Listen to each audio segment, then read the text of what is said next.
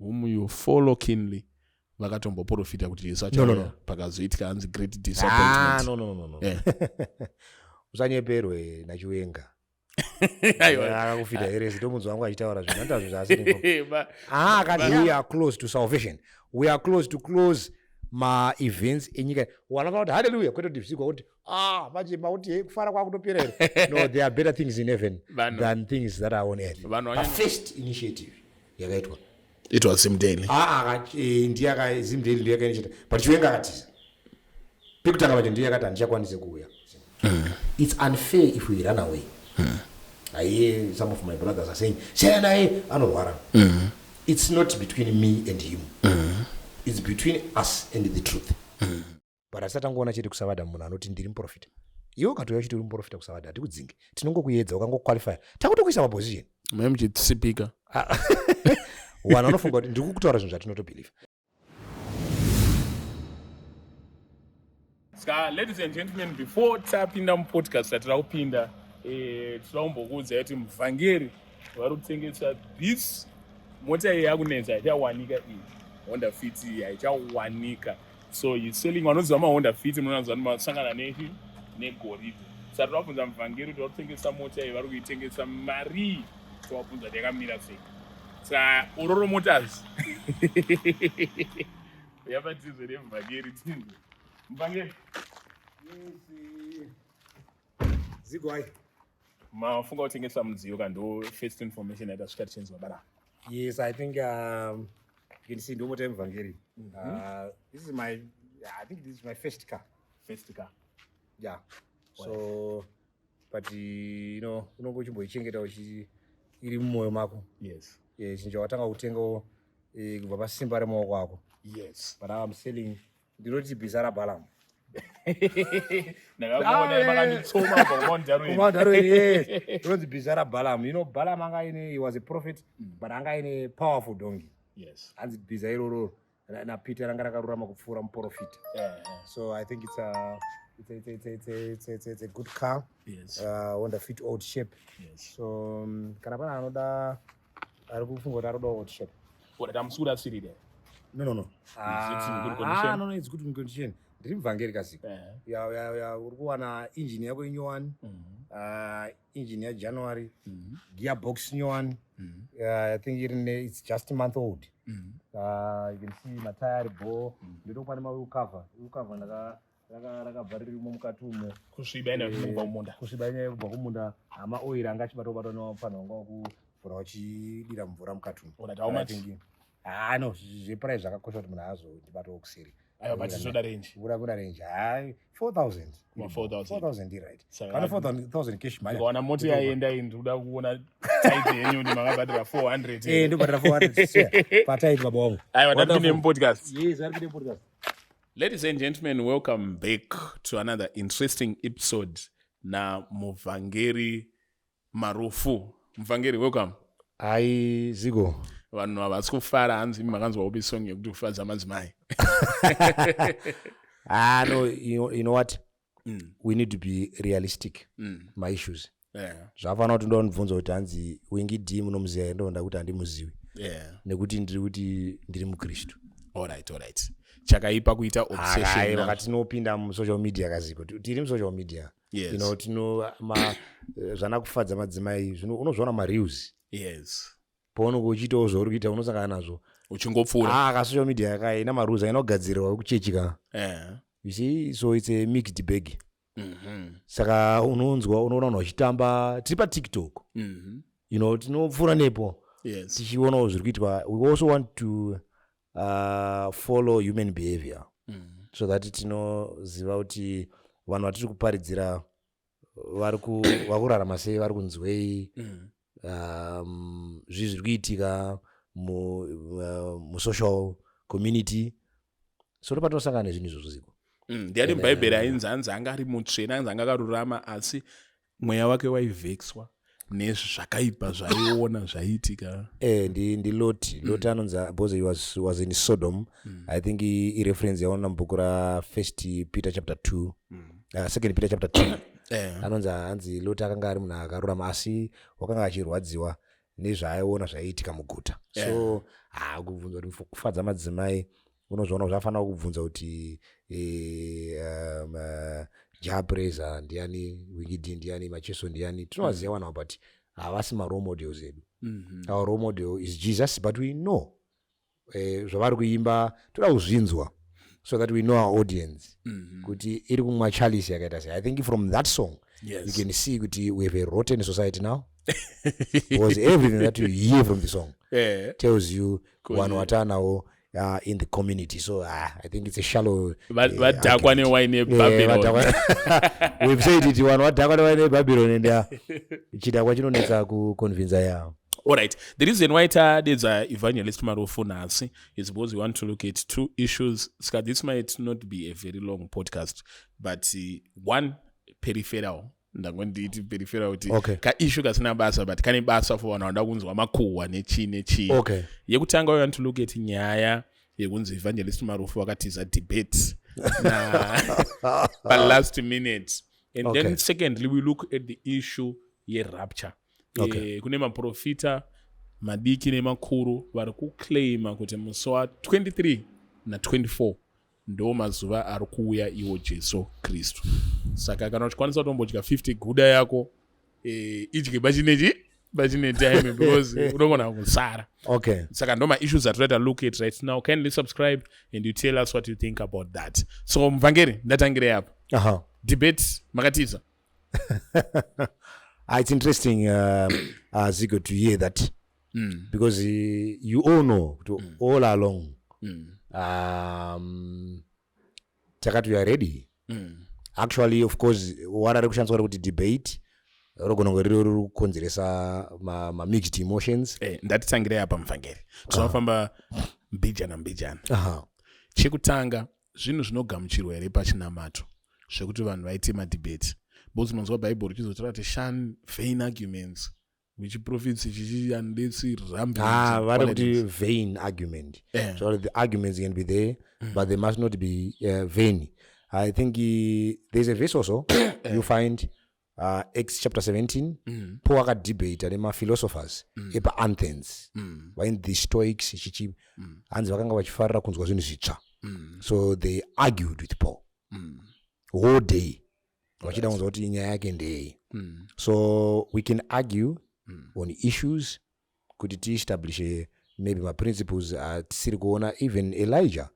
Aka argue argument ne ma false prophets about pa Mount Carmel akatingati demonstrate tise one pachena uti chokwa ndechipi nemandedzipi. So we can get into discussions and arguing, but atifanonge dziri naro dzisina basa dzisingasvitse pakuponesa kana kuti atifanonge dziri naro dzekuti dzinopedza nguva yawano and dzozowarasa wanosha kuti sakata achiite pana. Alright. Pasina nyaya yekuponesa tinoziva kuti zvese zvinofanira kuzongoti anzi do everything to the glory of the Lord. Yes, yeah. But muri kupinda here makasiyo room yekuti munogona kunonzi zvamanga makabatirira izvi ndezvenhema uye kana zvizvenhema motendeuka kana kuti munotoenda mudebate makatozvipira kuti inini what I know is the truth. Ndozvinonetsera warari kuti debate but kuti discussion zvinobatsira because discussion muprocess discussion munoita madiscoveries but pakauya munhu anoti inini ndoda kuuya kuzoratidza kuti ninga akarasika then ndifunga kuti inova fruitful ndosaka tachiita rally for a discussion. Po anongoti ndipita anoti mwe ngaagara akazvigadzirira kuva nerudairo pamusoro pekutenda kwake to give every answer. Yes, be ready. Be ready every answer. Then I think he also Timothy anonyorwa na Paul anonzi study to show thyself approved workman rightly dividing the word of God and the word of truth. Saka ndiri kuona sokuti hapana chakaipa kusangana nevanhu ve different faith and we discuss anditika isu kuti nyaya yedu ingori pa discussion yatachida kuita na Chiwenga ndekuti ndiye in the first place akati sabata hakuna kana ndiri kunyepa kana ndiri kunyepa ngapauye musabata chero inini I represent Jesus, but also keeping the Sabbath. All right. So we were ready to come to layer zvinhu paground kuti vanhu vazive kuti sei tiri kuchengeta sabata. Right. So debate renyu rekutanga ranga rakarongwa, I think it's now 2 years now. Yeah, that was 2022. Yeah. So 3 years. Ndakangona poster chete. And we were ready. I have to confess by the time ndandisingakuzivei. Ndangoti murume ane ndebvu uyu. Andimaona. And then the next thing ndakuona poster yaranzi cancelled. Anditi. Ndiani akaita come up with the tinoiti idea yoti toda kudebate. Ndiani akaita extend the olive branch. No, I think ndichizama kufollowa process yenyaya yacho. Apa I think also ziko tiri kutaura zvinhu kwete nokuti maybe totsvaga relevance kana kucreate content. Tinoita takara tine macritics kudara nevawengi vemuchinjikwa. Anditi but tiri kutaura we know that. Pandira kuti vanhu vaziva nzwise. Kuti nyaya iyi tigara taiclarify ipere. Zim Daily yakanyora papost payo. Anditi ichichallenja Chiwenga nenhau yeSabbath. Apostle Chiwenga nenhau yeSabbath. Then indobva ndakomenda mucomment section kuti I want to be part of this debate because I thought kuti newspaper riri kunyora kuti da kuargue nyaya yeSabata vanani anovarepresenta panyaya iyi. Uyo akaenda zveshuwa kanoshaya munhu. Anditi ka anozomirira Sabata then pachaita dambudziko. Because now we give more credits to Chiwenga ati ndakatoenda even ku Zim Daily vakandikoka vanga vari kwese ndikavatsanangurira. So I say ndangonyora ndikati I wish to be part of this debate. Immediately ndobva vatondi approach veZim Daily kuseri vakatondikandira email vakati tinyorere titange kucommunicate. Tikatanga kucommunicate and we started discussing. I think in one of mukuru wavo ikoko. Then ndobva atanga kutoengage. Ivo vabva vatoti tafara because tatitorina munhu anogona kumira ari kuside kwedu. So takutovaudza kuti tani munhu ndomawira akaita inini mupicture. Saka iZim Daily yakainitiate debate. And I think Apostle Chiwenga wanga vasingandiziva by then ndasanda munhu anyazikanwa stereo. So he then thought probably kuti ndopinda nemurumo. Pamwe he thought maybe kuti muprocess tichita ndichazotiza takuda kunosvika. So takuda kunosvika manje kudai redebate. It was debate yaitwa iri Sabbath evening. Saturday manheru. Sabbath rakutopera around 5 ndopaitika debate. But now ini nditori kuchechi ndakazonzwa kufonera koma kanzura debate ndikati no I'm not aware. Kwazofonera vanhu veZim Daily ndobva vatambisa kuti apostle wadichi vati vabatikana vachazotiudza pavanenge varedi. All right. Saka assumption yangu yandina ndekuti first initiative yakaitwa it was Zim Daily. Ndiye Zim Daily ndiye yakainitiate but Chiwenga akatiza pekutanga pacho ndiye yakati handichakwanise kuuya. I don't know my reasons anga ari behind. Then that was that. I'm not saying remember efforts to get it done or get another. Zim Daily ndo yanga yagara ichingo ine contact nawo ine andagara ndisina contact nawo, so I just moved on. Ndikatanga kutoendera mberi neministry nekuita zvimwe zvandaifanira kuita ya. All right, then after that Apostle TF Chiwenga extended now an invite to vese varikuda kuita debate now or discussion rather say, and vakabva vati no, we want to do it on Zoom. Pavapa an email yekuti vanhu vada kuatenda vaite se vajoine makajoina we. No, tatisingade kuti tiende kuplatform yake iye. Taida a neutral venue where someone will come and control my events. Not going mu playground rake iye. Tonotamba tiri imomo. Maitke. No, tatisingachke. But paibuda I thought of myself with unfairness because hapana neutral moderator. So we wanted Zim Daily tataida because Zim Daily iwo pachavo se newspaper ndo vanga vacha provide moderator. Ukuthi iko zvinhu tikupa mwe 5 minutes. Now he is the one who he was not comfortable kuuya paneutral ground. He created his own platform. Akuti vanhu uyai, then he control. But ukatasa ningiri nacho vinhu kanoona hapana chakabuda because he was controlling everything. He was giving himself more time. Why not come paneutral ground and we discuss? Pamwe anenge achikauta muna mamaika nemusoro. Unotaura kazikote kutiza ka. Autize unotaura zigo kuti aya no handisi kuuya because hamuna chakati. But sim daily we thought maybe they were professional. We see their work and it vanoita online. I don't think vanga vatori studios. I don't think vaita izvozvo vasina enough equipment yekuti basa iroro riende because munhu wese anga achianticipator kuti debate. But imi muri munhu ari open discussion. Muri munhu ari open for my discussion. Do you do my discussion nevamwe vanouya vachi criticize freely vachinyatsopiwa nguva yakakwana. But iwo takaupa mukana wani pa Bible Truth. Almost 2 hours. Ine ndiri muteresi kandi.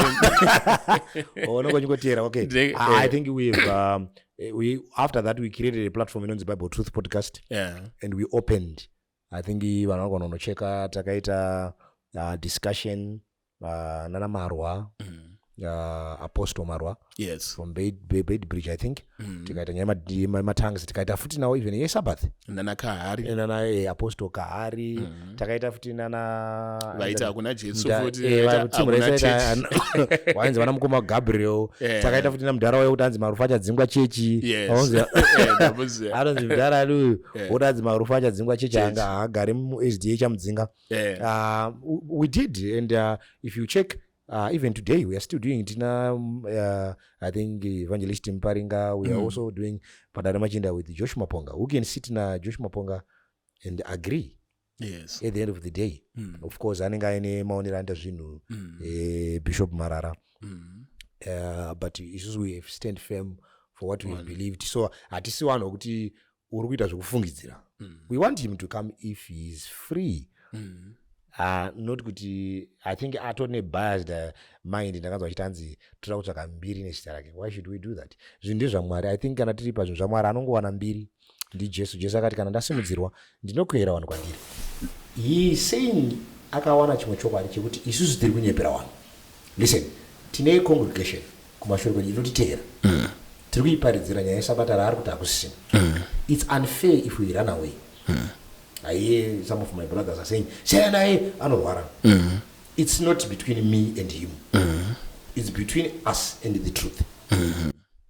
We are saying there is the word of truth. What is the truth? We are also worried. We believe also Arkurasavan in the title apostle.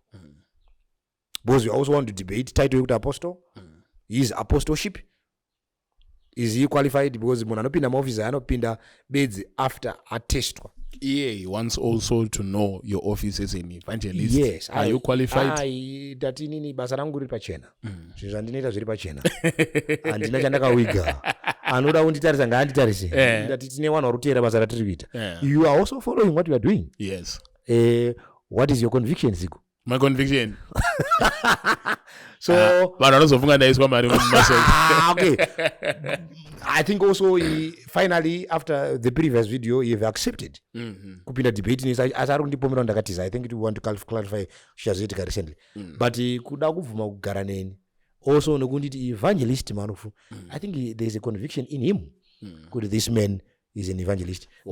So before tasvika pa debate iri razo cancelwa iri panenga kuchinjana futi mashoko kankaripo zvichinzi Marufu kapapi and ine ndiri pitbull. No. Bible rinongotaura mubhuku raProverbs kuti pride goes before a fall. I think after that certain pride yakaita the next thing chatakaona ifalling yake.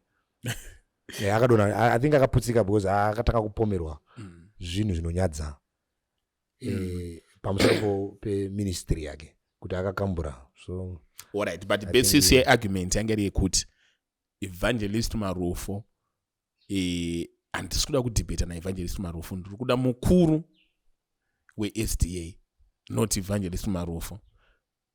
No, I don't know kuti mukuru arotora anonzani kuSDA.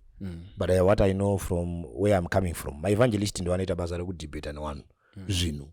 kuSDA tisi tinopinda mudzimba handiti tichidiscussa newanhu but hanzi hakuna chinonzi evangelist kuSDA. No, is not informed. Is not informed ari kunyepera ndati isusu maevangelist ku7th day maevangelist haana word of authority. Alright, iko kuSDA vanhu vanokudedzai sani Mr. Marufu here? No, evangelist Marufu, but handina word of authority sekuti I can't contribute anything. Meetings angaitwa kana kudeedzwa kuti ndiite something. No.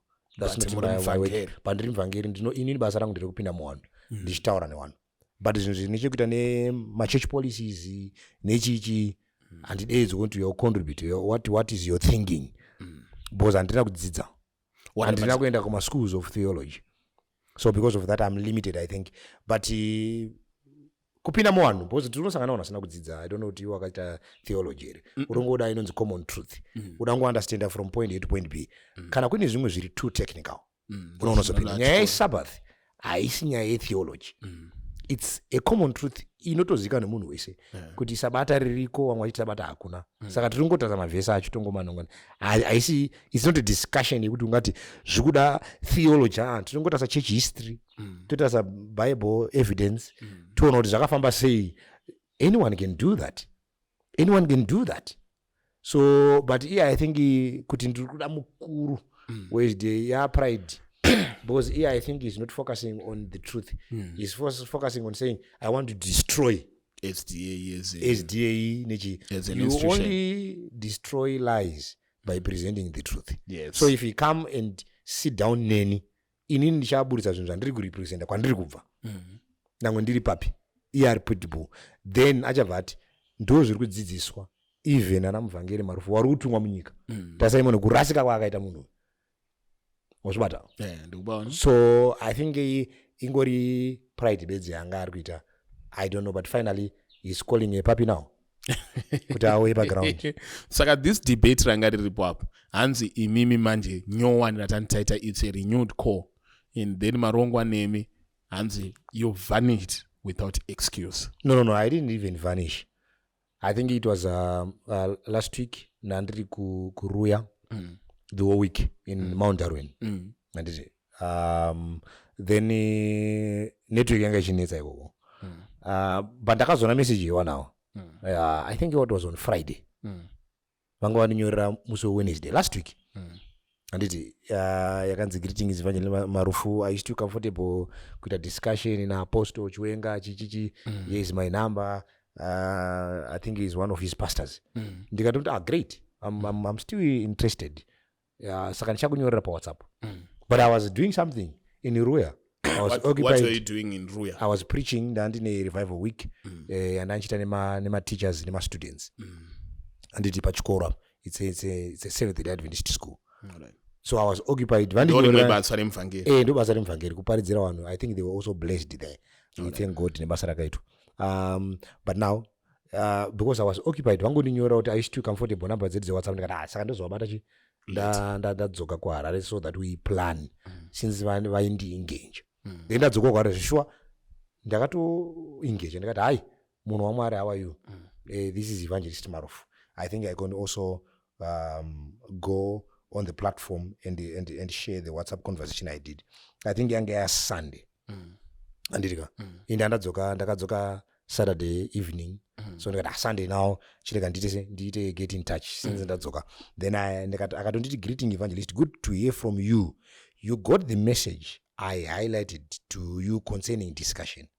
Ndikati yes please, I'm ready to discuss anytime. We hear from you. So it's Saturday manero. Yeah, it's Sunday. This Sunday. It's Sunday yatava.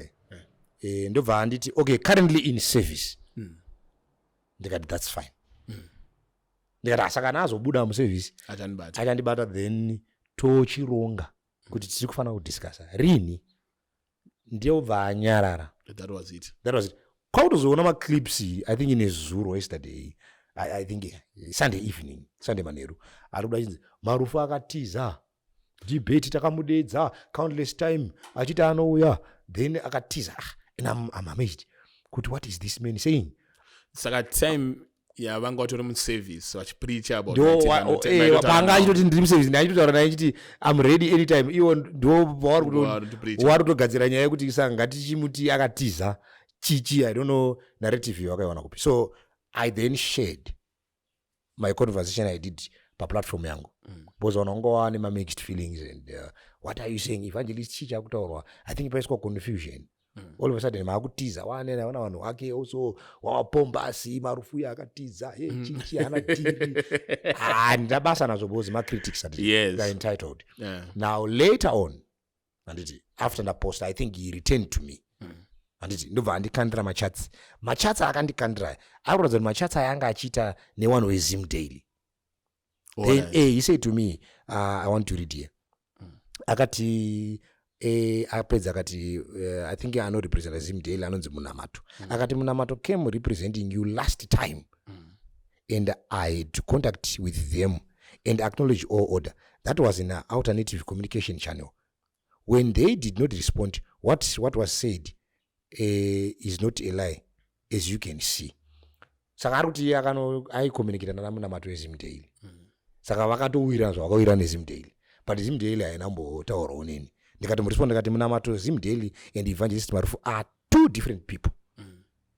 You discussed with Munamato and you organize something without even me being involved.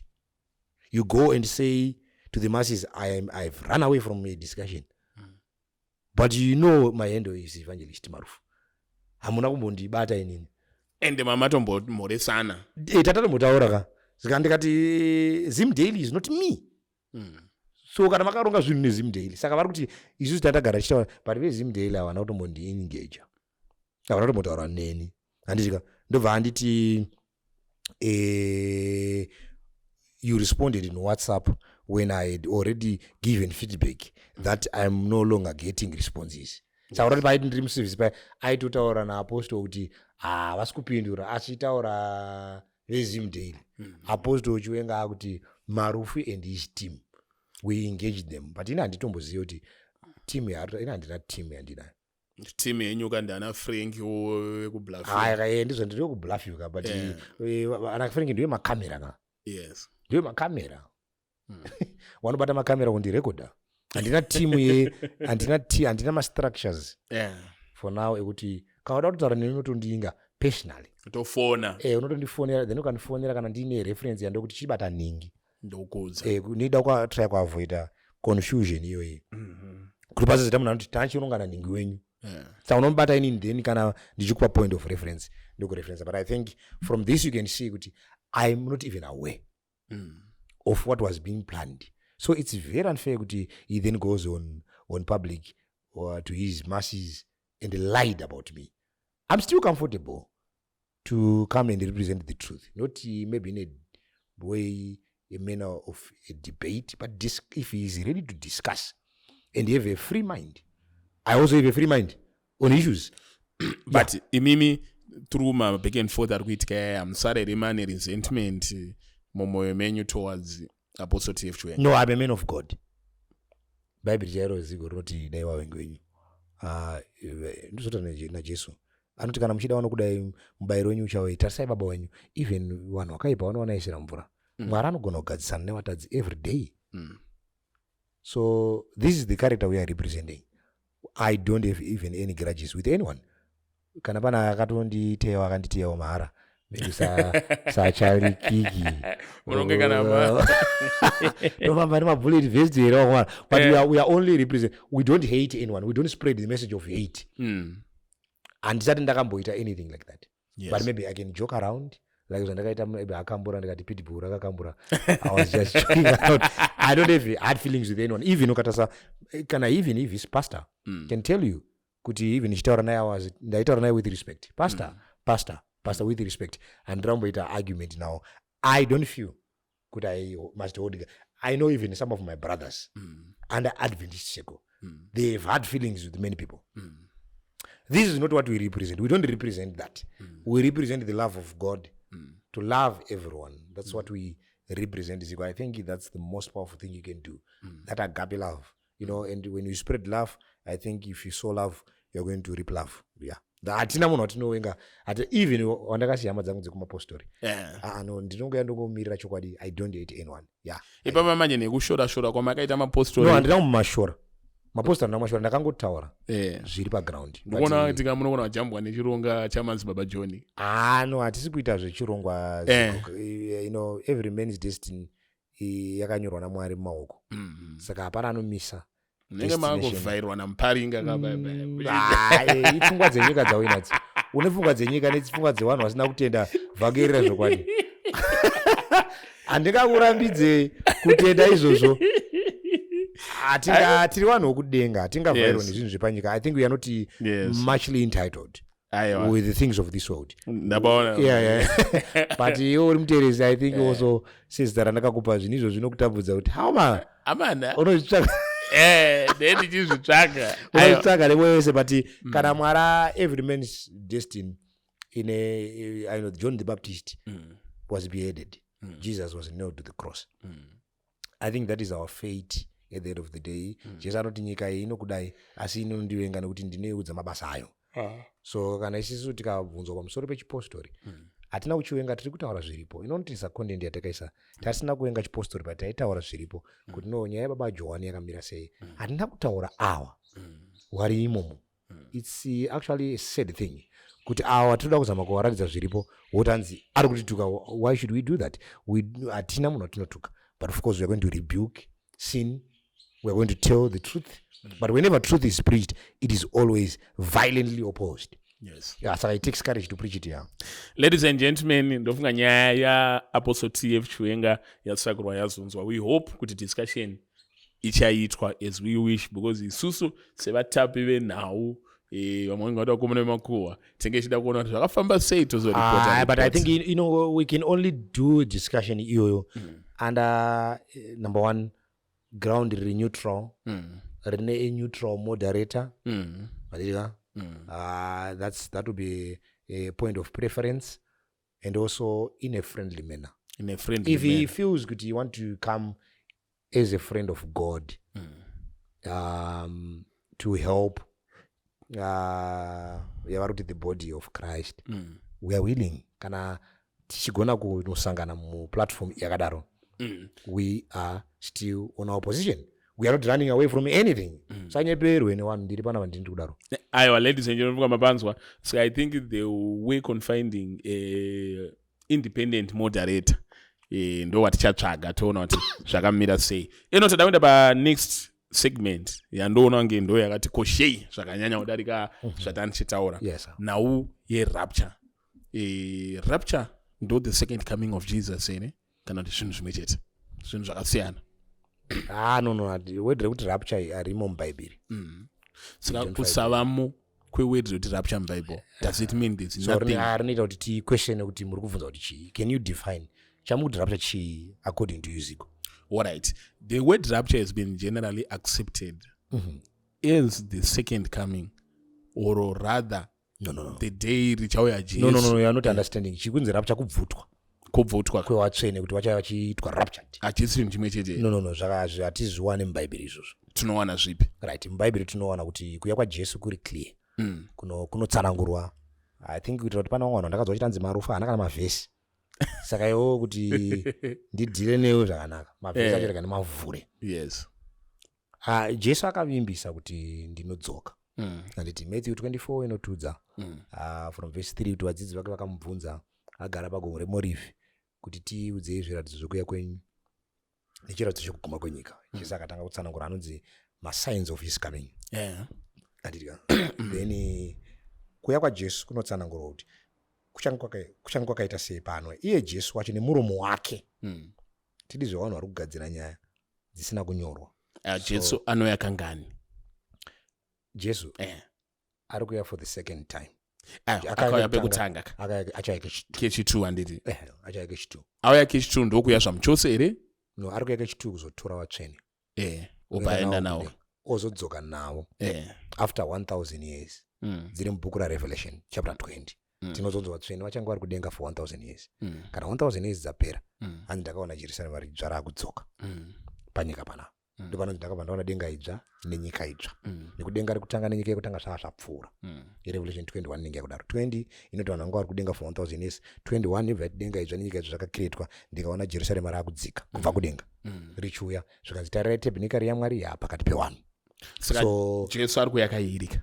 Jesu ari kuuya kubva paakaenda achadzoka kekutanga otora vanhu oenda navo kudenga odzoka kechi3 akudzoka neJerusalem mudenga idzva nenyika idzva. But maybe toda mavhesi anotsanangura izvozvo kuita kuti ndati kune vanhu vanongoita hanzi vanotanga kuti iwe unoita dambudziko rokuti unosangana vanhu vanotanga kuti Marufu ndezvekunyepa zvaari kuparidzira vanhu. Pamwe zvinenge zviri zvekunyepa kamufundisi. Saka ngativerenge mavhesi because ibhaibheri rinotaura ndo word of truth. Hebrews chapter 9 verse 28 inoti saizvozvo Kristu akaitwa chibayiro kamwe chete pamuchinjikwa, ndo pakaitwa chibayiro kuti atakure zvivi zvavanhu vazhinji. Ndizvo zvakaitika pamuchinjikwa. Achazoonekwa rwechipiri kechi2 asingatakure zvivi asi achitakura avo vakamutarira kuti avaponesi. Akambotakura zvivi zvevanhu pakutanga pakrosi. Achazoonekwa rwechipiri Kristu achinzi akutakura avo vakamumirira kuti adzoke kuzoponesa. So also Peter anotsanangura pfungwa iyi ye second coming. I think tikuverenga 2 Peter chapter 3. Anga achivanyorera mwadi yechipiri. So anotaura kuti pane vanhu vachazoseka vachiti Jesu anouya here kana kuti achadzoka. Verse 3 anoti pakutanga muzive chinhu ichi kuti pamazuva okupedzisira, kana achiti mazuva okupedzisira kuti kana nguva yakupera kana kuti Jesu akuda kudzoka, vaseki vachauya vachifamba nekuchiva kwavo vachiti chipikirwa chokuuya kwake chiripiko zvino. Nyaya yekuuya kwaJesu yamunogara muchitaura iri kupi? Hanzi vachaseka kuti agarisa. I think by now vaseki vazara. Fanike zvatiri kuita. Because now it's almost 2000 years kubva nguva Jesu yaenda kusvika iko zvino asati adzoka. Hanzi vachati chipikirwa chake chiripiko zvino, nekuti kubva pakuparara kwamadzibaba edu zvinhu zvose zvinongoramba zvakaita zvakaita kubva pakutanga kwokusikwa. Hapana chati chachinja, maevents arongofamba zvikanzi nekuti vanokanganwa nebhoni chinhu ichi kuti kare denga raivapo nenyika yapo yakamburiswa mvura yakaitwa nemvura neshoko raMwari pakutanga pana Genesis 1. Naizvo nyika yakavapo iyo nguva iyo yakafukidzwa nemvura ikaparadzwa nemvura yaNoa. Asi denga riripo zvino nenyika iripo zvino zvakagadzirwa moto. Teerera verse 9. Ishe haanonoke kuita sezvaakapikira zvinoreva vamwe achiti unonoka, asi ane mwoyo murefu kwamuri. Saka hanzi mwoyo murefu uri kungoitwa naMwari kuisa delay. But I think from a verse andaverenga watoona kuti pane assurance yekuti Jesu achauya. But mukudelaya tiri kuudzwa also kuti pachamboya vaseki vachiramba pfungwa. Pandaverenga sofa ndakukonfirma nyaya yekuti Jesu achadzoka rwechipiri. Then pandanovatsvene kudenga Revelation 20 na21 inoratidza kuti tichazodzoka futi kuzotongwa. Akwete kuzotongwa, kuzogara panyika pana. Alright, panyika pana panenge pakadhakwa tendiza kudzokerei. Tinodzoka because Revelation 21 verse 1 inoti ndakaona denga idzva nenyika idzva. Nekuti denga rekutanga nedenga rekutanga zvakanga zvapfuura. Alright. Saka tichaona, saka it's in a perfect world. Saka we are coming from a perfect world yakanga yasikwa pakutanga ikaitwa weekend nesin yaAdam. Then now Jesus is restoring that. Saka tinofana kudzoka tinofana kugara panyika panapa mu initial plan yaMwari. But tichamuenda kudenga nekuti Paul anotaura kuti kudenga pabhuku ravaKorinde wekutanga chapter 6 anoti chitonga vatumwa. Kungoti tingonopiwa mukana wekuidza judgment yaMwari kuti Mwari akatonga zvakarurama here. Mwari akatonga zvakarurama here. Nekubvunzwa kuti kwana zigo kudenga wako zvakafamba sei stairi wana wapodikadzi zvonzi waipota wachikambura. Aiwa muitikiro wazvo ndevekutoti panotoya Jesu tisinotoenda ka tinotowana Marufu vataiti ndivo vanhu vaMwari nevakasara. Kune zvinhu zvichakushamisa chimwe chinhu chokuti vanhu varufunga kuti vanenge variko uchaona vasiko. Vanhu vanofunga kuti vanenge vasiko uchaona vakazara. Because kudenga kunenge kune vatadzi vazhinji vakaregererwa. Then chimwe chichakunetsa ndechekuti iwe wacho unenge utoriko. Because uchapinda nenyasha it's not by works but by grace. But by grace. Saka ndatimbomirira kutarisa the last events dzekuzonzi vanhu vachazotongwa tombodzoka pa second coming only up. tinotarisa nenzira iyi kuti Jesu haana kutouya here isusu tisi takasara. Alright, zvakanaka zvakabvunza. Ngatibvunzei mavhesi anotibatsira kunzwisisa. Jesu akanga achipa maevents ekuti achafamba sei kusvika adzoke. Matthew 24 ndo pandiri kuenda newe. Ndichakuverenga Matthew 24 nebhuku ramabasa chapter 1 so that you get an understanding. Matthew 24 Jesu anga atsanangura mavhesi 24 kwanga ati kuchamuka vana Kristu venhema nevaprofita vazhinji venhema vachaita zviratidzo zvikuru nezvinoshamisa. Vhesi 25 inotarira ndagara ndakuudzai kana vakati kwamuri tarirai ari kurenje. Vhesi 26 regai kubuda, tarirai ari mudzimba dzemukati, regai kutenda. Zvikanzi aya mukazoudzwa unzi nini panguva iyi kumberiwo nekuti kuchava na Kristu venhema muchazonzwa kunzi Jesu ari kurenje.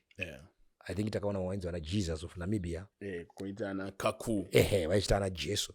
I think munonzwa makamboya mwainzi Jesu weguruwe musikana uyo akazomitiswa amene akapiitawo zvinhu zvekupindira Jesu akarara naye akamupa mapatya.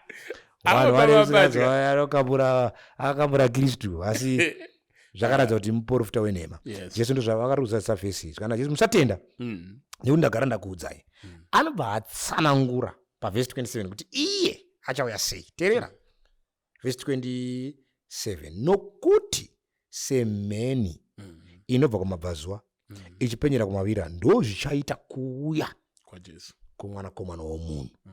Mheni painopenya even uri mumba unoona kuti kwapenya kwapenya kunzi ari kuti kuya kwangu sezvinoita mheni ikati wa denga rese munhu wese anozviona. Unzwe teera vhesi 29 anobva atotsanangura futi imwe pfungwa. Pakarepo shure kwekutambudzika kwamazuva aya anga achitsanangura Isaya, zuva richasviba nemwedzi hauzobhunyi, nyeredzi dzichava kudenga namasimba okudenga achazungunutswa. Ipapo chiratidzo chemwanakomana womunhu chichaonekwa kudenga. Chichaonekwa kupi? Kudenga. Zvino marudzi ose achachema. Wati wachema here? Saka asati auya. Tatopindura pakuti akauya here asati auya. Hanzi marudzi ose achachema achiita sei? Teera, achiona mwanakomana womunhu achiuya pamusoro pemakore okudenga. Jesu achaonekwa mudenga. Wanhu marudzi ese achamuona. Wanhu vachachema vachimuona. Teerera zvichatoitika. Ari kutsanangura ivhindi mafambiro achaita. Kwete kuti vanhu vachashamisika. Vachachema. Kuti teera zvichava zvichaitika. Hanzi nekuti inzwa mwanakomana womunhu nepamusoro pemakore nesimba nekubwinya kukuru. Hausati waona zvinhu saka ivhendi yasati yaitika. Achatuma teera vatumwa vake nehwamanda huru. Saka we expect to hear a mighty noise. Vachaunganidza vasanangurwa vake vanobva kumhepo ina kurutivi rwenyika nedenga yose kusvikira kuno rumwe rutivi. Four corners of the earth. Four corners, my four cardinal points of this earth: north, south, east, and west. So I think from what Jesus is saying, then pane mamavhesi anosapota pfungwa iyi. Because tawerenga apa patofana kuramba tichiona consistency. Mubhuku ramabasa I think ndongopa 2. Ndiri kuita izvi pana wakandipomera wakati Marufu anongoziva kukambura chete mavhesi haana. Hadzi ndangoita kuti ndipinde muwanhu pane mavhesi tinawozi. Mavhesi tinawo ziko nawo. Jesu ari kuenda kudenga, wadzidzi wake wamuperekedza wari pagomo reMorivi. Jesu ari kukwidzwa, anga avaudza kuti mweya mutsvene munomirira anouya, musaita basa asati auya. Saka akatanga kukwidzwa. Ndiraverenga vhesi 9. Jesu akukwira. Teera zvino wakati achareva izvozvo akakwidzwa vachitarira gore rikamubvisa vakasazomuona. Saka vakaramba vachimuona akabviswa negore. Teerera ivo vakati vakamira handiti zvino vakatarira kudenga achikwira. Tarira varume vaviri vakauya vakamira navo vakafuka nguo chena ingirozidzi. Ivo vakati imi varume veGarirea makamirireko makatarira kudenga? Uyu Jesu abva kwamuri akakwidzwa kudenga achauya saizvozvo sezvamamuona achienda kudenga. Maendero akaita ndo madzokera anoita. Ndisakaona paya achiti ndinouya nemakore because akaenda negore rakamubvisa rikaenda naye mudenga. Saka mubvunzo wedu ndoti paanouya anotsika pasi here? Anotsika pasi. Ngativhunzei mavhesi. Ngati ndinaonasi. Zvokukambura tozozvita kudare. Wala ukambura wanofara mavhesi nhasi ndo paanouya panapa. Yes. So pana pari kutaurwa nyaya yekumuka kwakafa handisi pari kuclarifywa maissues nekutorwa kwatsvene najesu pano because event iri crucial. First Thessalonians chapter 4 verse number 13 ari kutaura, I think anga achinyora vanga wafirwa ndi Paul, apostle Paul watapinza munyaya. Zvino hama dzangu hatidi kuti mushayiwe kuziva pamusoro pevavete kana pamusoro pewakafa, kuti murege kuchema sevamwe vasina tariro. Nekuti kana muchitenda kuti Jesu akafa akamukazve, saizvo avakafa muna Jesu Mwari achavamutsa pamwe chete naye. Nekuti tinokuudzai neshoko raShe kuti isu vapenyu vakasara kusvikira pakuuya kwaJesu hatizotangiri vakafa kumuona.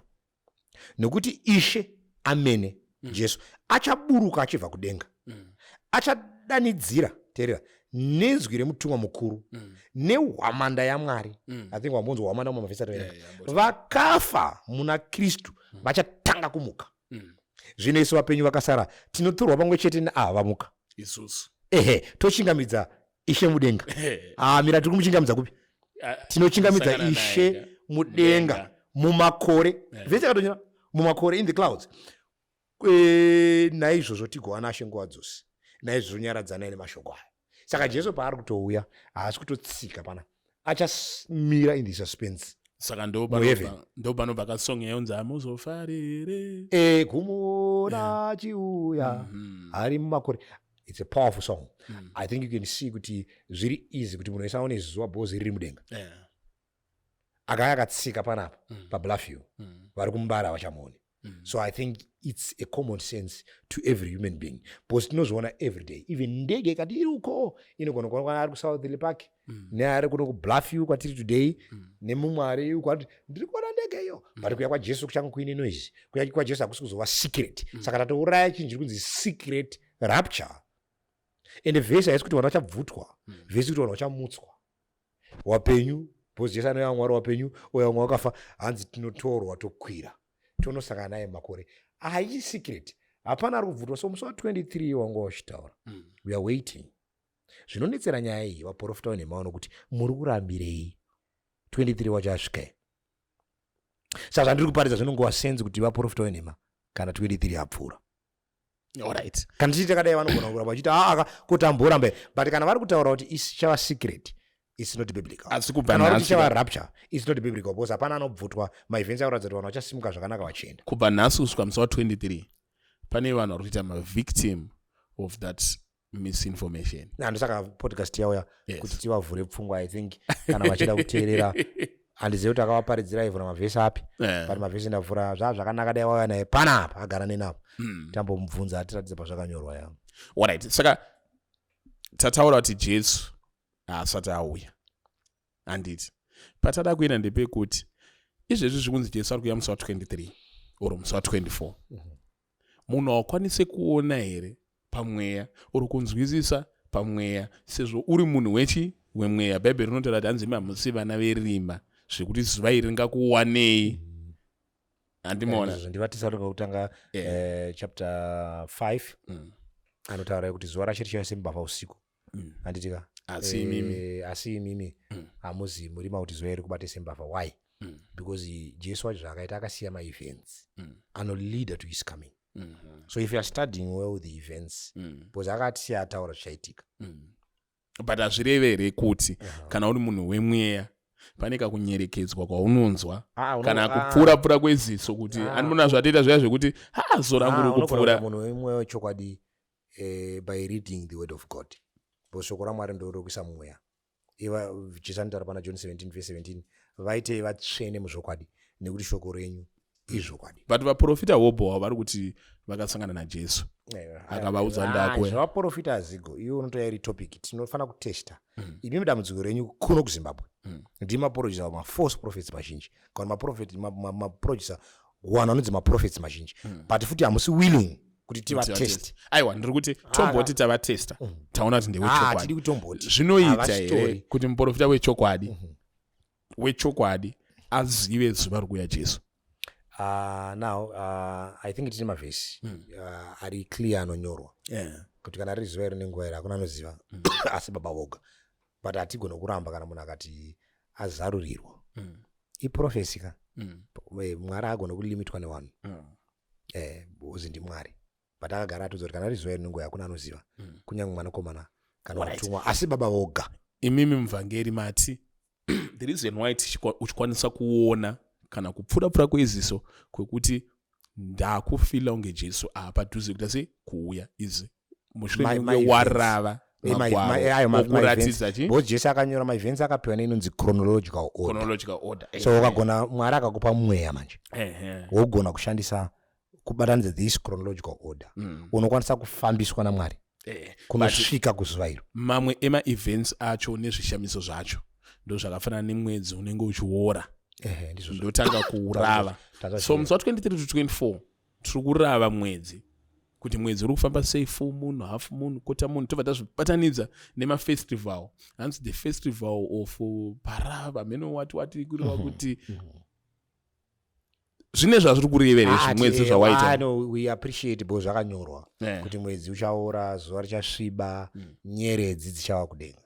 Zvakanyorwa pananga dispute that. Handiti but point iri very crucial ipapo ziko ndeyekuti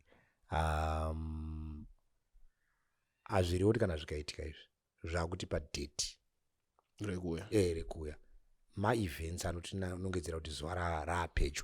Jesu anototi kana mukanga maona zvose zvakuitika izvi mubhuku raLuka chisimudzai meso enyu kudenga nekuti kusunwa kwenyu kwapedyo. Teerera, chinhu chiri more important panyaya haisi second coming yaJesu kana kuuya kwake. Chinhu chiri more important paevent yatiri kutaura nezvayo ipreparation. Because kana Jesu ari kuuya musi wa 23 sezvavari kutaura mubvunzo unoti who is ready to go? If he is coming, who is ready to go? Kureva kuti nyaya yako haisi yekunetseka sitereki nezuva. Nyaya yako ndeyekunetseka nekuti am I prepared to meet the day? Because mamwe maprofita saka zvakafanana nokudai kuti panguva yano kwangu nezuva rekunaya kwemvura handitika nekuwa kwaareka chachiri important chii kuparidzira vanhu zuva rekunaya mvura nekuparidzira vanhu ndikati vakaareka ndo rakanga riri more important noti ndo shoko raivaponesa ndo shoko raizovaponesa. Saka dai wakaudzwa kunzi mvura iri kunaya musi wa tikaudzwa kunzi ngatiudze taudzwa kunzi Jesu ndikakuti ora Jesu ari kuuya kuswera mangwana zvinokubatsira chii kana usina kugadzirira? Alright. Because event ikauya usina kugadzirira waparara. So we would rather preach preparation than the day. We would rather preach preparation than the day. Because even before the day, today not the close of proportion. Kuvharwa kwenguva yemutsa. Kuti bhuku raRevelation noti Mwari achati akanaka ngagara akanaka, akaipa ngagara akaipa. Tatopedza because tiri muprocess inonzi investigative judgment. Patinoverenga bhuku raDaniel rinotiudza izvozvo, patinoverenga bhuku raRevelation, these are key books. I know most of my churches, even at Pentecostal, havasi comfortable kutasa mabhuku. I know it even in Chiwenga apostles akachirasika because haana kumboverenga bhuku mabooks adai akamaverenga aimubetsera kupinda muhistory because anotaura zvese kunosvikira Jesu paanouya. Tinoona even chitombo chaDaniel chaakanga achidudzira, chitombo chakarotwa naNebukadnezar chakadudzwa naDaniel. Pakati the dream is certain, the interpretation is sure. Tinoona even ma4 beasts anotaura Daniel chapter 7. Tinoona even 3 beasts anotaura Daniel chapter 8. Tinoona even ma4 kings anotaura Daniel chapter 11. Tinoona even Revelation 13 has a mark of the beast, image of the beast. These things zvinhu zvatiri kumira zvinofanira kusatswa muprophecy. Tinoona nyaya 3 angels message starting on Revelation chapter 14 from verse 6 to verse number 12. Zvinhu zvese izvi this is stuff I think ukuona because majara dzekukambura kamwe kushama nyaya saka tisingada kuzvitaura tiri kuzama kuti tikubetsere zvekukambura muchabe nyaya pa patautara quality content wanetei naiziko taakutaura content yakadzika but it's fine tinokunzwisisa muri wateresa and deep call than to deep. Ndosaka uchiona Jesu anoti nguva raise nyoka tinotangirawo kumukaka handiti aya mabhonzo amakutsvaka saka now but I hope I'm explaining in a way anyone else who asina kudzidza anokwanisa kuunderstand. But alright, apa then muvhangeri imimi tombosiya takusiya date ra23 and 24 tadismissa. Okay, yeah. Vamwewo vaibvayo but aiwa Jesu asitomboouya gore rinori, Jesu asati akutombouya. Imimi nematarisiro Jesu apedyo here kuuya zvekuti tingabva tatotadza kugadzikana? No, Jesu apedyo nekuuya. Because why? I think at the rate of 95% yezvinhu zvakanyorwa according zvaakombleshika tiri kutaura nyaya yema-false prophets tutaura nyaya na-false Christ tutaura nyaya yekurwa kwanzi muchatsozvekurwa neguru rekurwa tutaura nyaya anoti nzara dzichavapo hosha tiri kuona zvana BP cancer sugar anda nyaya yekumukirana kwamarudzi I think tiri kuona zviri naIsrael Palestine, Ukraine, even what is now happening, tension iripo in the West and the East. Yes. Nyaya dzana Trump zvavari kuita na China.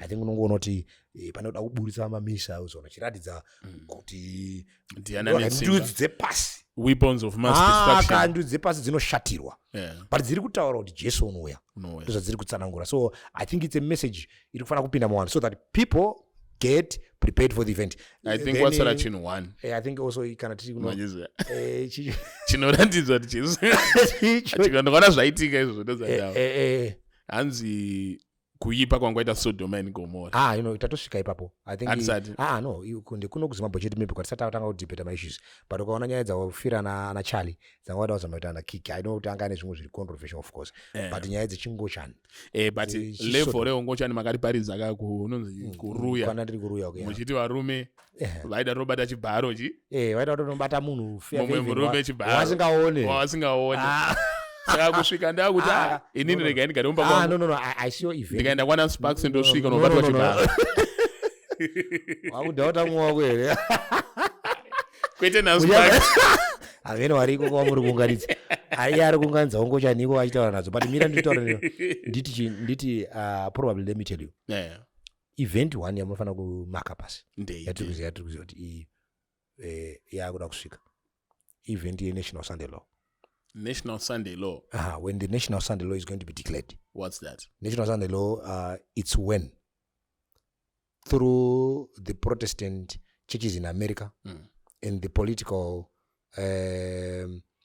institution in America who enforce Sunday to be a Sabbath.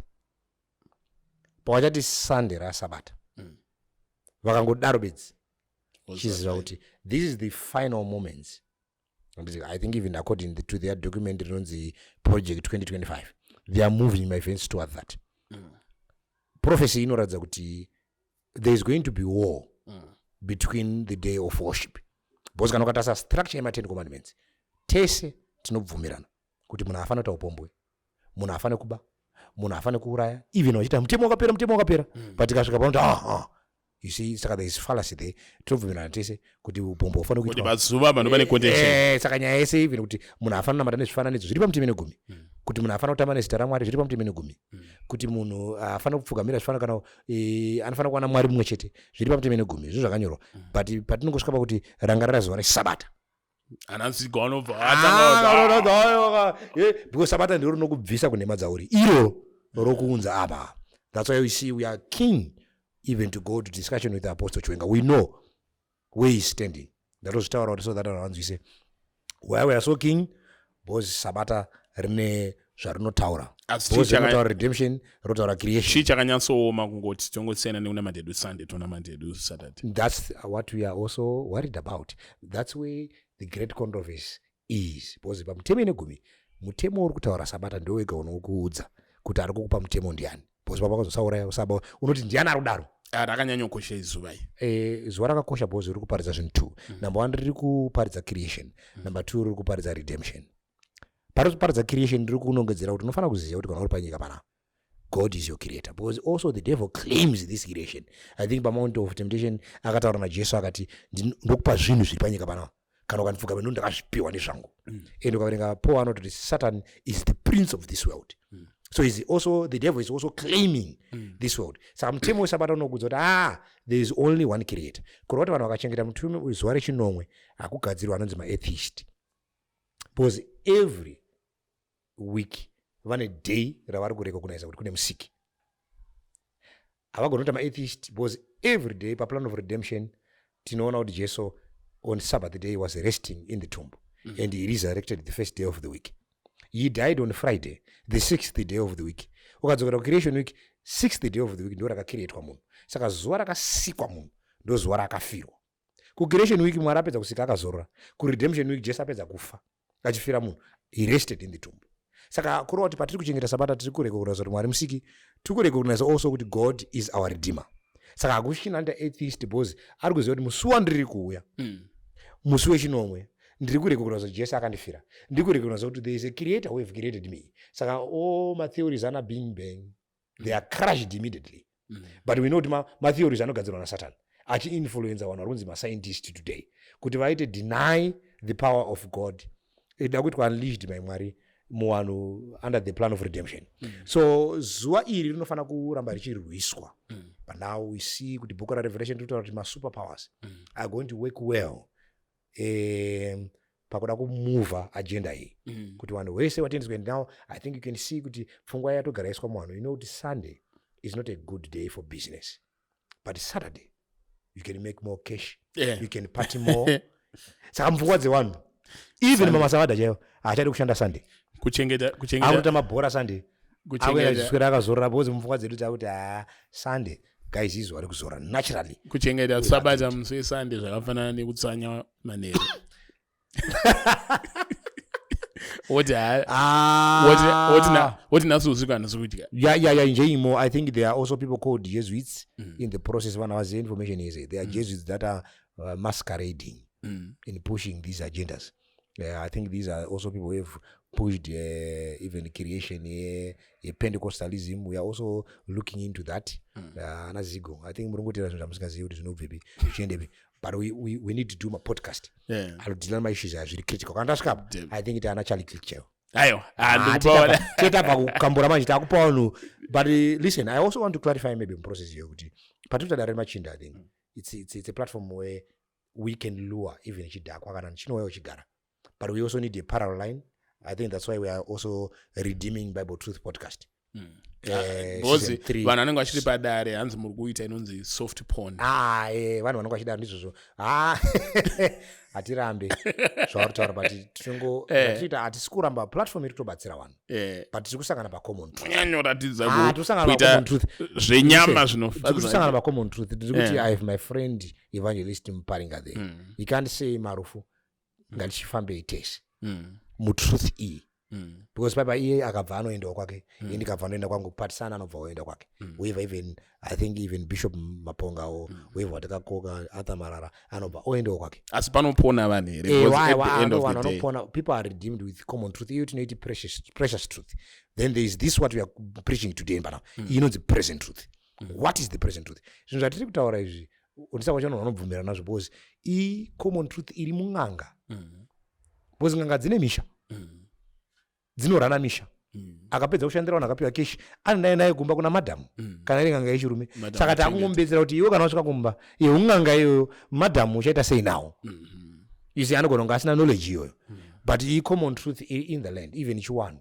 Ndisaka tichidedza havo wechiwanhu vanouya vachitaura because vane kakomo totowirirana nawo kuti patozoti maraska apa huko apa mare takumirawo nebhaibheri. But tiri kuti now on this podcast takudiscussa present truth now. What is coming? Chichiri kuya.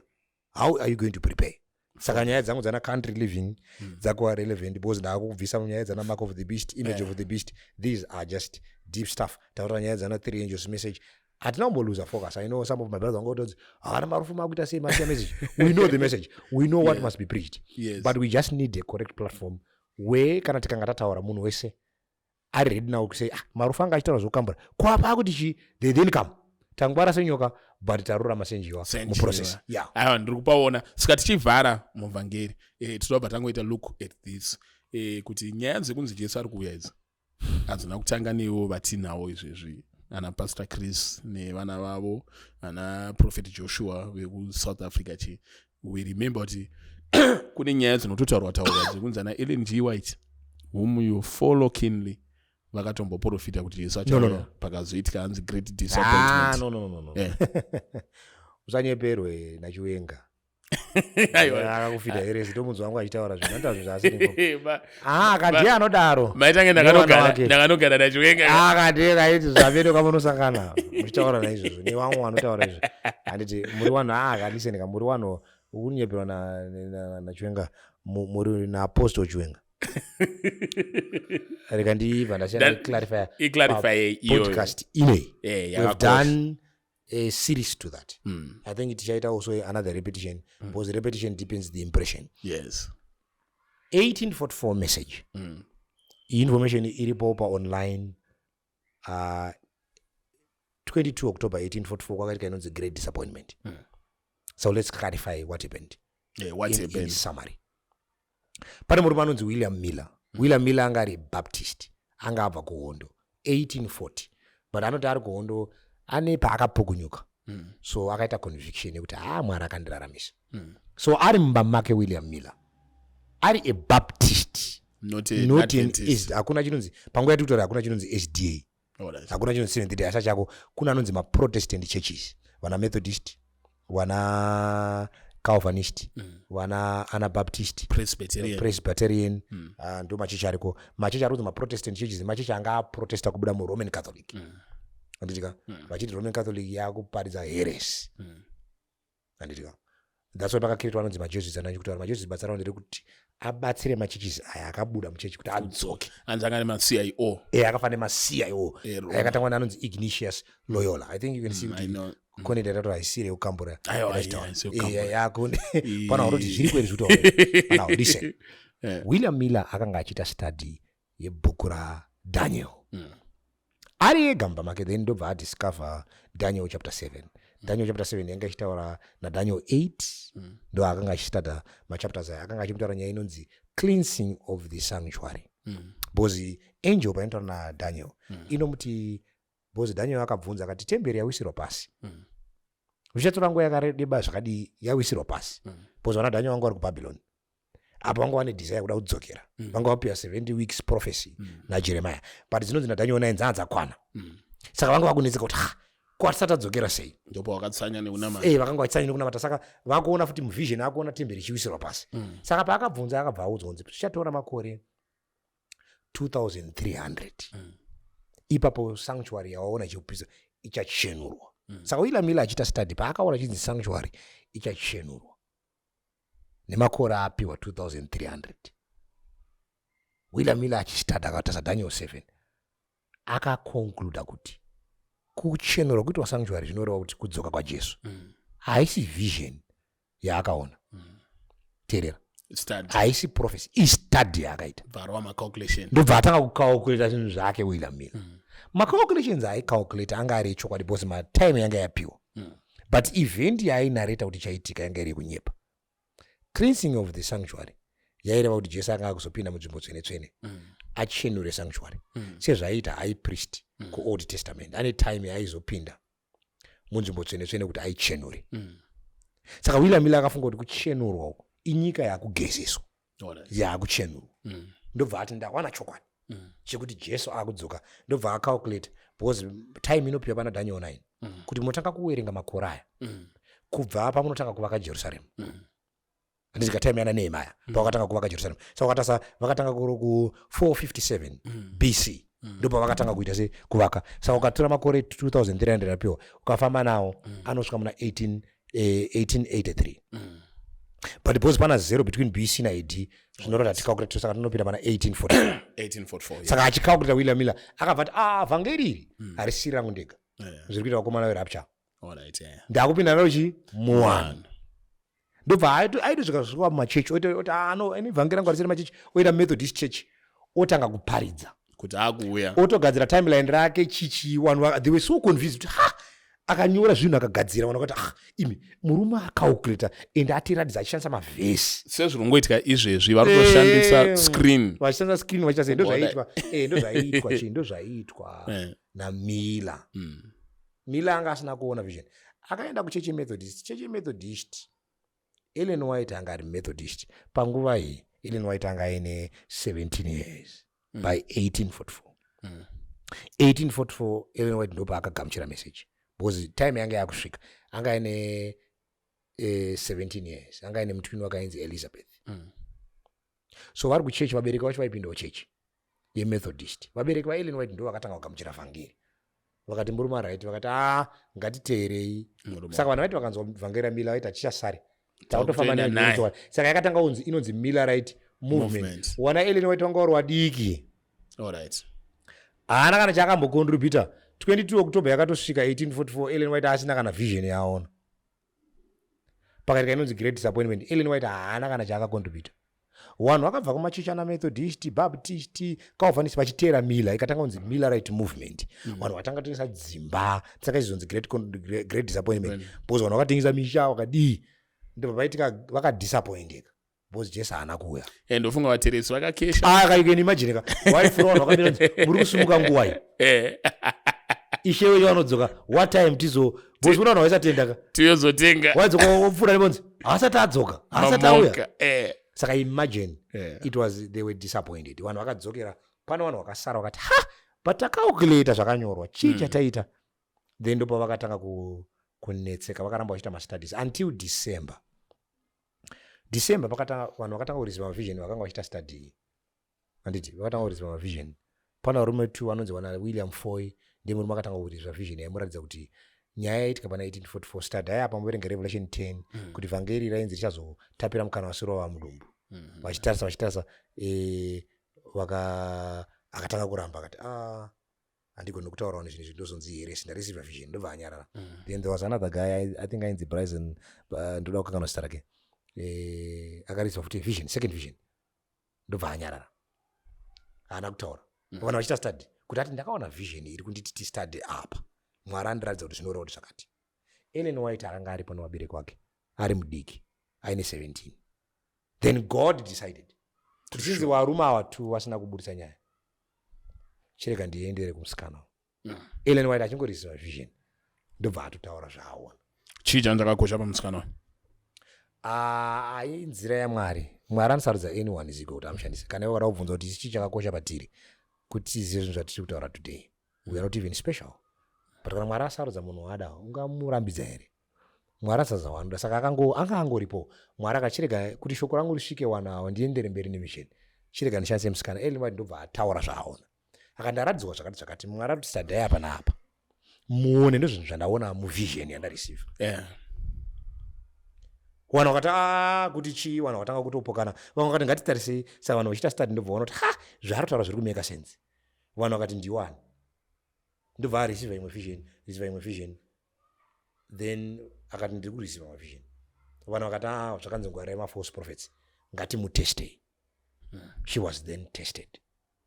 Matest akaitwa ivo kuna 1844 vakaona kuti zvatatesta uyu muprofita ndobva vasiya rume vakati nemiwo vanozouya testai kana iwewe uri ngotaura kuti here wakambotesta here hauna ukutera zvinhu wakanyipirwa naChiwenga imboita wakatesti indakaenda kasikotestawo. Saka Ellen White haasiri akataura nyaya 1844. Then number 2 Ellen White haana doctrine reSDA haasiri akaita found aitongowapo vanhu vaidzidza. Tisati aenda ibaba sikamukura kuti Ellen White kubuda kwaEllen White pasini kumaona kuti now takuona Ellen White takatomuziva through kuuya kuzocorrecta that great disappointment. Yes yangaitika ndopari kuuya Ellen White by this time akusati kwatobona chinonzi SDA.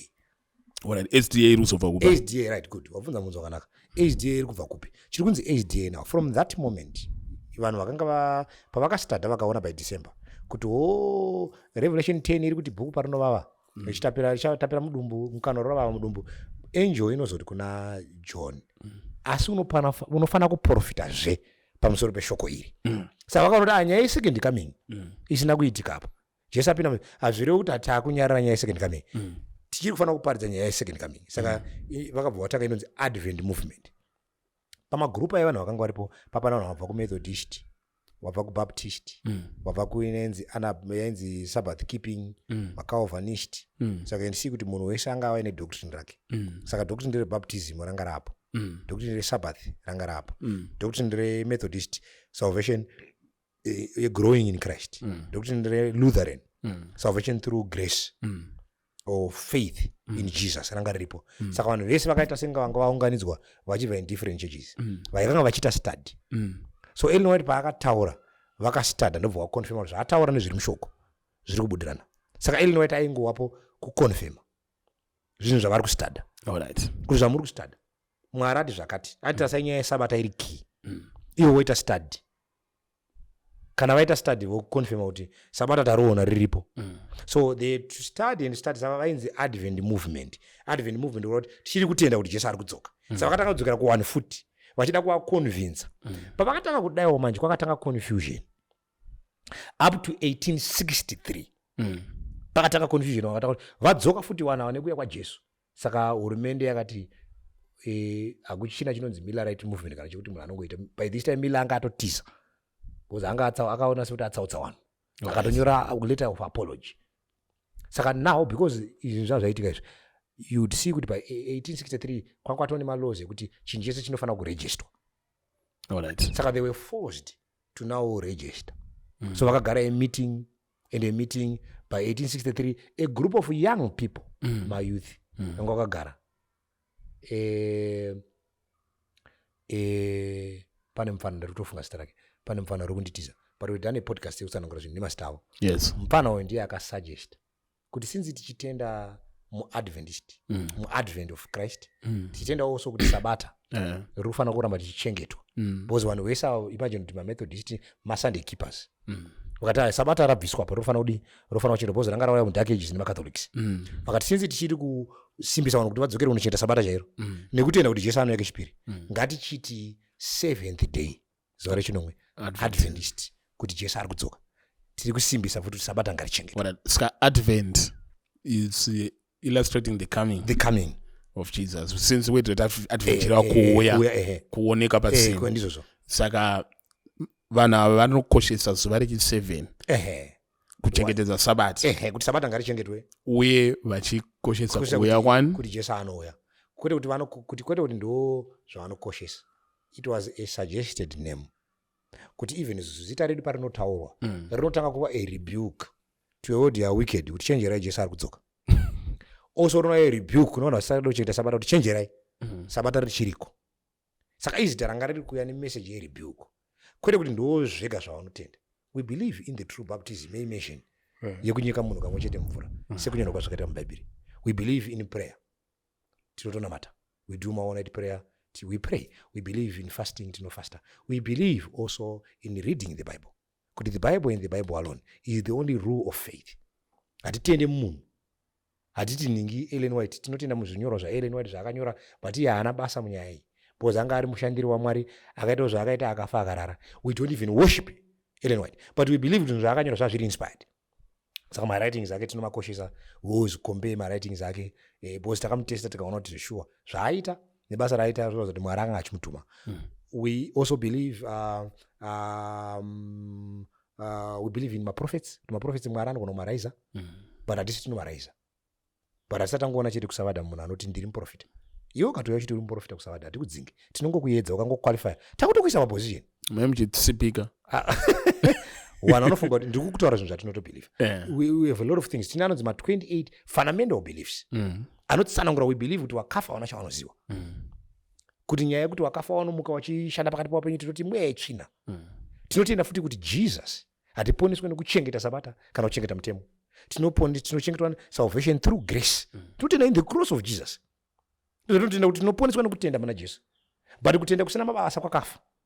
But tinofanira kuratidza mabasa emurayiro nekuti Jesu amatiri.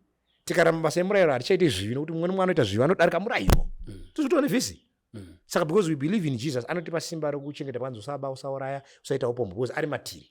But hatiponeswe neizvozvo. So we are saved by salvation through faith. So hakuna anofanira kufunga kuti masa vakanzotisendera kuti wangu vachingota zvesabata vanongota sabata. No, one must be informed. Munozonyanyawoka pamangosvika unochengeta sabata leo unochengeta sabata leo. Hakuna chinonakidza siku. Hakuna chinonakidza sekuti iwoka until something a gym. Hakuna chinonakidza sekuti iwo unosvika pavanhu vese vekuzayoja woti Jesu akafa here, woti amen. Ubva wati Bhaibheri rofanira kuverengwa woti amen. Ubva wati maprofita ari kuverenga woti amen. Ubva wati kwasabata. Saka vanobva vati Jesus our Sabbath. Vanhu vakanzwa nyaya yesabata vakanakidzwa sitere. Zvakadaro zvokuti vakati chirega tikasire tanotsondora vanhu kuti makarasika apa. Because vanoziva kuti mukwese uku wakatenda but apa. No, it's like discovering a treasure. And you want to go and say muri kuziva here kuti ndakaona treasure apa. So Sabbath truth, when you discover that Sabbath truth, it's like a gem. Kuti zviriko Mumwe wanga uchinzwa nyaya yekrosi, wanga uchinzwa nyaya yeprophecy, but you have never heard kuti there is a day inoda kuchengetwa. And you see, it's like an excitement. Saka vanhu vakazomhanya neSabata. Tine mabrothers arodaro, but chinomhanya pamberi ndiJesu. Because we are saved through Christ. Yes. But we know patinoparidza Jesu, nyaya yeSabata ichataurawo because pane nyaya yecreation, pane nyaya yeredemption, as I have said before. Ayo, tikupaona muvhangeri. Saka isusu taakuvhara muvhangeri, mubvunzo wedu wopedzisira tichivhara. Jesu haasi kuuya izvezvi. Haasi kuuya musi wa23 nemusi wa20. Jesu haasi kuuya musi wa... Listen, Jesu haasi kuuya izvozvi. Apadhuze kuuya but let me tell you also something. Jesu haasi kuuya izvozvi. Haasi kuuya musi wa23. Handitika garai makagadzirira nekuti hatizivi misi nenguva. But listen, by 2027 nyika ine inenge yaane 6,000 years iri in existence. Because from Adam kusvikira pana AD 27 pane 4,000 years. Kubva pana AD 27 kusvika pana 2027 pane 2,000 years. Dzinobva dzaita 6,000 years. Ukatora 1,000 years dzekudenga ukauya ukadziconnecta pana 2027 dzinobva dzaita 7,000 years. Isu we believe in the 7th millennium. We believe in the number 7. Kuti panosvika number 7 inoreva completeness. Saka tine 1,000 years dzekudenga, taakusvika 6,000 years dzepanyika. Kudenga tichanzi change takazora for 1,000 years tiriko, iyo inonzi sabbatismos nebhuku raHebrews chapter 4. The heavenly rest. Takakula tiriko. Sekutaura kwauri. Muteeresi uda kuchenjererwa. Wakurunga mukano mangu. So listen. Saka by 2027 tasita 6,000 years. We don't know what will happen from there. Not from there. We don't know what will happen from now to 2027 going to 2030. Going forward. Powarutanzi peace and prosperity. Powanoti vavachanga vakuti rugare nekugarika. Ipapo kuparadza kuchakasira kuuya 2060. I don't know who is still comfortable. And still comfortable ndoda kuramba achirarama panyika panao. Nyika iri kuratidza kuti haichadi vakarurama. Asi pakunakidza kune vanhu vakaipa fine.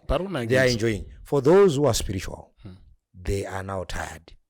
There's nothing that you like, whether muchechi, whether in politics, whether I don't know, in whatever environment you can name. Kwaunoti ndiri kufara. In whatever country you go, security yacho, crime rates, everything. Munhu ari kuti hapasina here a way out. The only hope that we have, it is the hope of second coming, when you are going to be taken by Jesus going home. Powanoti we are ambassadors of heaven. Nyika yedu iri kudenga kwatakatarira kuya kwaJesu. So this is the hope that we have, only hope that we have, kuti chatautide kuenda kudenga hakusi kufara kana kuragana nenyika ine, kurwadziwa nekugara panyika pana. Kuti isu vatsvene tichatarisa kupi kuti zigo next time bandokona podcast unenge wane mazamu negogo uchiti mvangeni uda kutenda Mwari nekuya kwakaita technology. Yes. You can see ndakandiri mukadzi kare. You see ndiri kuti ndiri kuri kuenda ma events tiri kuti Mwari tiponesei. So we are looking forward for the second coming of Jesus.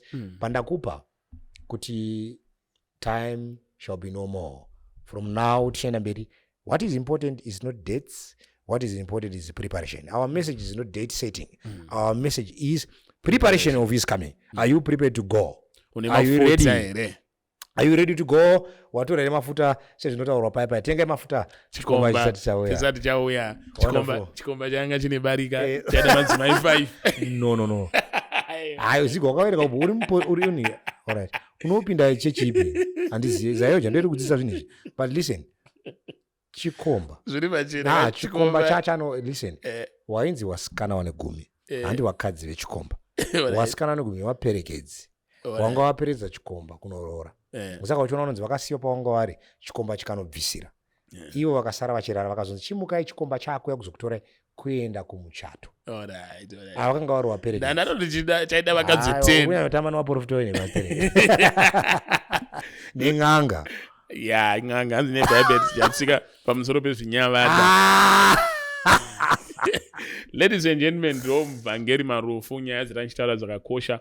One, vachita set the record straight panhau yekuti nei vasina kubatika padebate discussion naApostle TF Chiwenga anofunga mangozvinzwira, and we hope kuti discussion iyo ichaitika. And then secondly, nyaya yerapture tofunga wanyatsodonongodza zvakanaka, maevents, masigns, uye kuti 2027 ndoba tinenge taakubelieve what is the 6,000 year, and then pozota rimwe 1,000 reyanzi inonzi sabbatismos, the heavenly rest. Saka handinotiwo bate kuti maKristu achati Marufu akugadzira madetsi. Ndaringoti inini ndangokupai what is happening kuti tine 7th millennium yatakunopinda after 2027, but number 7 inoreva kuti rest. So but we expect to be in heaven by that time. But we can't limit God. If God will extend more time, zviri maoko ake. But kuya kwaJesu nemamiriro akaita zvinhu kwapecho. What is important hakusi kunyanya kutarisa izvi. What is important zvoti izvi pazviri kuuya nekukuradza kwatiri kuita, are you getting prepared? Hakuna anofana kutsamwa. One anofana kuti amen, we are almost home. Yes. We are close to salvation. We are close to close ma-events enyika. Wanofana kuti hallelujah, kwete kuti zvikwa kuti machema kuti kufara kwakutopera here. No, there are better things in heaven than things that are on earth. Vanhu vanyanyorwadziwa nekuuya kwaJesu vazhinji vacho havasimbori vanhu vari muBhabhironi. Vanhu vari muBhabhironi ava nei, aiwa vanei nazvo wana vari kuita ava vakamira pakati ava vari kuti rimwe gumbo waita ngo vari kuita soto vakacheuka iwo vachifamba naro mumoyo ndo vanhu vanorwadziwa kuti makuda kuti tisvikirwe tisati tapedza kugadzira tinombonakirwa usangu langu hwenyika ine. And with that we are out. Tinotenda.